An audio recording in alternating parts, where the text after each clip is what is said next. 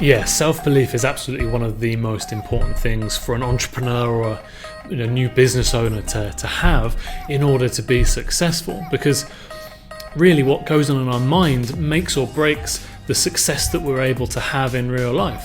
It's very easy to derail yourself when you're looking to try and achieve something, and we see that in every aspect of our lives, right? If we go out to play, say, a game of tennis or whatever, and we think that we're going to have a crap game, chances are that's going to turn out to be true through our physiology not being quite in the right place.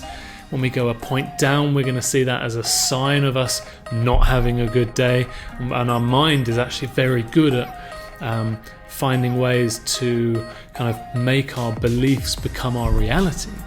And so it's very important that you have that self-belief that you can be successful in what it is that you're doing.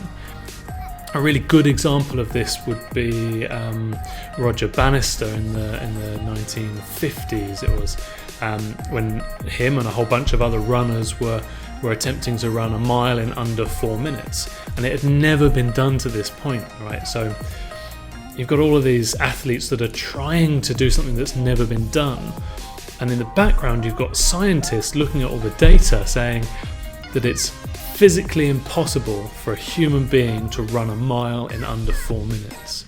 And after many, many attempts and decades of people trying this, eventually runners were beginning to give up on the idea, and they were losing that element of self-belief. Roger Bannister, on the other hand, came out, and there's a really great quote from him. I don't know it word for word, but it was something like, scientists are saying that it's not physically possible to do this, but I don't listen to what these people say because those thoughts have a way of sinking into your feet.